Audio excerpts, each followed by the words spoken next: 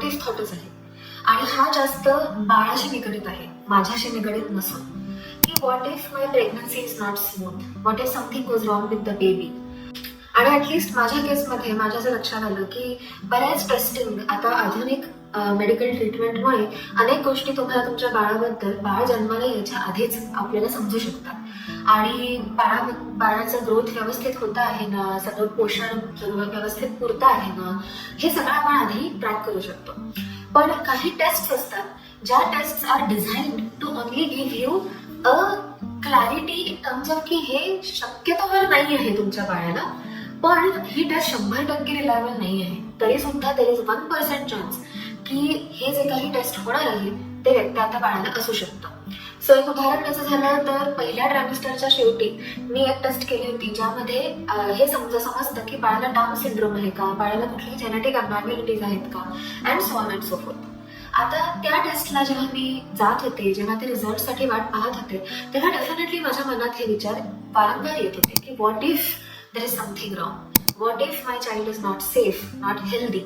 मग त्यावेळेला मी काय करेन. आणि जसं आपण गेल्या ह्याच्यात बोललो की व्हॉट इफ थॉटनं तुम्ही सामोरं जा आणि ते दरवाजा म्हणून ट्राय टू फाइंड आउट की त्याच्या मागे काय असू शकतं, त्याच्या एक्झॅक्ट उलट मी ह्या विचाराच्या बाबतीत सांगेन. कारण जर ह्याचं आपण दार उघडलं तर the thoughts are going to get darker and more negative in intensity. त्यामुळे ह्याला आपण आधीच कुठेतरी थांबवायचा प्रयत्न करणार आहोत. So what if everything is not smooth with my pregnancy? What if everything is not okay with my baby? What if my baby is not safe, not healthy? हे जे वेगवेगळ्या प्रकारचे विचार आहेत, तर त्यासाठी I would rather advise, and this is what I did for myself, to steer your attention to your locus of control.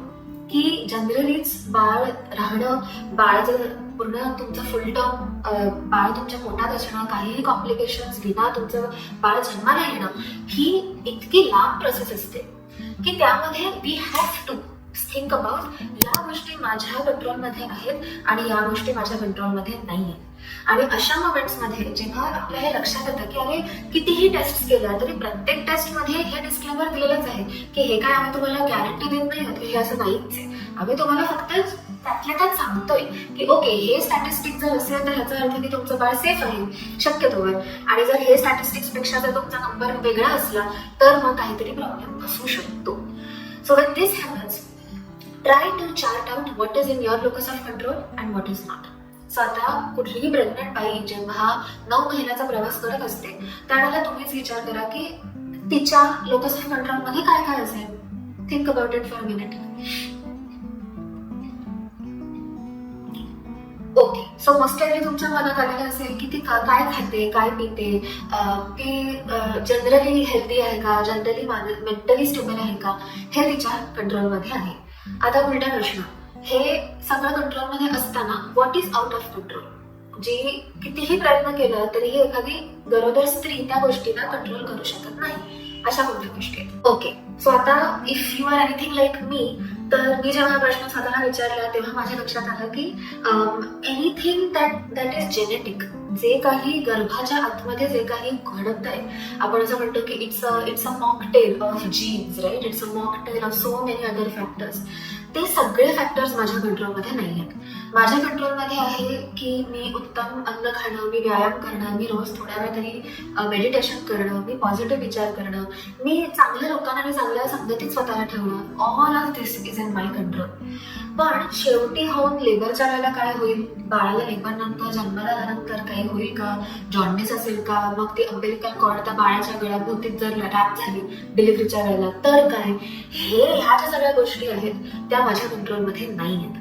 आणि जितक्या पटकन मी हे स्वीकारेन की येस, ही प्रोसेसच अशी आहे ज्यामध्ये may be 40 to 50% of the entire thing is in my hand and then 50% of it is not, आणि it is okay that it is not. हे मी जेवढं पटकन स्वीकारेन तेवढंच मला जास्त कॉन्फिडंट वाटेल about the things which I can influence, about the things that I can change. उदाहरणार्थ हे प्रूव्हन आहे की जेवढं आई अँक्शियस असते ते त्या आईच्या रक्तप्रवाहातून, ते बाळाच्या अॅम्नियोटिक फ्लुइड मधून ते स्ट्रेस हॉर्मोन्स बाळापर्यंत पोहोचू शकतात याच्यासाठी ॲम्पल एव्हिडन्स आहे, ॲम्पल रिसर्च आहे. सो माझ्या हातात, माझ्या लोकस ऑफ कंट्रोलमध्ये उलट ही गोष्ट आहे की मी स्वतःला आनंदी ठेवावं, स्वतःला जास्त अतिविचार करण्यापासून मी थांबवावं. उलट that is going to help my baby grow better rather than मी thinking about all the different what if possibilities जे त्यावेळेला माझ्या मनात येत असते. सो एक काम करा, आता व्हिडिओ पॉज करा आणि तुमच्या मनात जे टॉप व्हॉट इफ विचार येतात प्रेग्नन्सी बाबतीचे, तुमच्या बाळाच्या हेल्थच्या बाबतीचे, ते एका कागदावर लिहून ठेवा. ते लिहून काढले की मग त्यातले कलर कोडिंग किंवा तुम्ही काहीही चिन्ह वापरून 2 कॉलम्स मध्ये त्यांना सेपरेट करा की हे ज्या गोष्टी आहेत त्यातल्या कोणत्या गोष्टी माझ्या हातात आहेत आणि कोणत्या नाही आहेत, आणि जर नसतील तर मी त्यांना स्वीकारू शकते का नाही.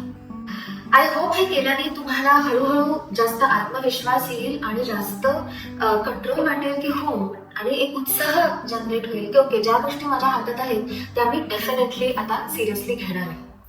तर with that let us move on to the next thought. पुढचा जो विचार आहे तो मी आजच्या व्हिडिओमध्ये फक्त छोटासा टच बेस ऑन इट, कारण या मुद्द्यावर मला एक वेगळा पूर्ण फुल लेंथ व्हिडिओ करायचाच आहे. आणि तो विचार आहे द फिअर ऑफ लेबर. लेबरबद्दल अनेक निगेटिव्ह विचार मनात गर्दी करणं, भीती वाटणं किंवा इव्हन डिस्गस्ट वाटणं, प्रत्येक बाईला वेगवेगळ्या भावना त्याबद्दल वाटू शकतात. सो लेबर रिगार्डिंग जे काही विचार आहेत त्यासाठी सध्यासाठी मी तुम्हाला इतकाच ह्या व्हिडिओतून मी सांगू इच्छिते की त्याच्यापासून धावणं तुम्ही बंद करा. त्याला डोक्यामध्ये सप्रेस तुम्ही जेवढं कराल, जेवढं तुम्ही स्वतःला सांगाल की ह्याबद्दल मला विचारच नाही करायचा, हे ते त्यावेळेलाच मी बघून घेईल कसं होणार आहे, काय होणार आहे, तितकं तुम्हाला नंतर त्रास होणार आहे. So the more that you can let yourself think in that direction, the better it will be to ultimately overcome the fear about labor. So लेबरशी निगडीत काय काय विचार असू शकतात की it's going to be extremely painful, ते मला परत असह्य होणार आहे, मला माझ्या शरीरातून मला ते अजिबात करता येणार नाही आहे, किंवा डिलिव्हरी झाल्यानंतर it's going to be horrible, it's going to be terrible to go through all of that in my body परत एकदा. सो ह्या पद्धतीचे विचार असू शकतात. आणि अतिशय टोकाचे विचार हेही असू शकतात की मला लेबर नीट जमलं नाही, मला नीट पुश करायला जमलं नाही तर माझ्या बाळाला काहीतरी होईल, मग what if I have a still birth baby, what if there is some problem in the baby कारण त्याला वेळच्या वेळी जन्म देता आला नाही. All of these different thoughts will come up when you start thinking about labour. So like always let's normalise it first की labour ही असतानाच काही केकवॉक नाहीये, ते असं पार्कमध्ये फिरल्यासारखी गोष्ट नाहीच आहे मुळात. It is a huge thing, पण म्हणूनच it is because it is a huge thing we want to think about it and not run away from it. So माझं हे सल्ला असेल की हा व्हिडिओ पाहिल्यावर तुम्ही शांतपणे, जेव्हा तुम्हाला वेळ असेल, जेव्हा तुमचा मूड अदरवाईज चांगला असेल, तेव्हा एका ठिकाणी बसून तुम्हाला लेबरबद्दल ज्या ज्या भीती वाटतात, जे जे तुम्हाला क्वेश्चन्स, कन्सर्न्स वाटतात, ते एका कागदावर लिहून काढा. Always the more you know about what you fear, the better you feel in control to overcome that fear. ही फुटपट्टी कायमच मनात ठेवायला लागते. सो ती एक यादी करा आणि मग त्याच्यात पुढे काय करायचं ते आपण जे लेबरवरचा ॲट लेंथ व्हिडिओज आपण बघणार आहोत त्यामध्ये आपण बोलूया. आणि या व्हिडिओतला सगळ्यात शेवटचा विचार आहे the fear of losing your identity and your independence. So कितीही सगळेजण म्हणू देत की बाईसाठी हे अतिशय उपजत असतं आणि we are built to actually grow a person and to raise a person, हे कितीही खरं असलं तरीही ती नाण्याची एकच बाजू आहे. नाण्याची दुसरी बाजू ही सुद्धा आहे की आपण स्वतःच्या आयुष्याला एका पद्धतीत घडवायला जेव्हा मेहनत घेतो आणि एकदम ते चित्र पलटून जाते की now there is a new person who is constantly dependent on me, त्या व्यक्तीला ॲटलिस्ट काही काळ मी सोडून दुसरं कोणीही नको आहे आणि माझ्याच अंगाखांद्यावर त्या व्यक्तीला राहायचं आहे. That is a difficult or it's a very big change to make peace with. आणि ही त्या नाण्याची दुसरी बाजू आहे. पुन्हा या दुसऱ्या बाजूमध्ये आनंद सुद्धा आहे, जॉय सुद्धा आहे, अनेक क्षण ज्याच्यामध्ये तुम्ही सरप्राईज होता की अरे म्हणजे हे सुद्धा मला वाटू शकतं आणि I also have the capacity to feel like this. ही एक सरप्राईज सुखद धक्का सुद्धा आहे त्याच्यामध्ये.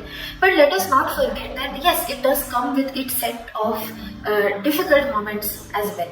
सो इंडिपेंडन्स आणि आयडेंटिटीशी निगडीत कुठले विचार येऊ शकतात की मी स्वतःला ओळखू शकेन का आई झाल्यानंतर, किंवा मला आज ज्या गोष्टी मला आयुष्यात कराव्याशा वाटतात, ज्याच्यातून मला अर्थ मिळतो, मला आनंद मिळतो, त्या मला कधी परत करता येतील का, मी कोण असेल बाळ झाल्यानंतर, who will I be. All of these questions can come up in a pregnant women's mind. आणि त्या प्रश्नांना जर आपल्याला हळूहळू पील बॅक करायचं असेल, जास्तीत जास्त समजून घ्यायचं असेल, तर त्यासाठी आजच्या व्हिडिओतून I would love to give you an activity that you can do after the video is की I want you to actually make 2 boxes. Okay, कुठलाही कागद घेऊन तुम्ही त्या कागदावर एक छोटासा हे बॉक्सेस करू शकता. आणि the first box is going to be everything that you know about yourself so फार.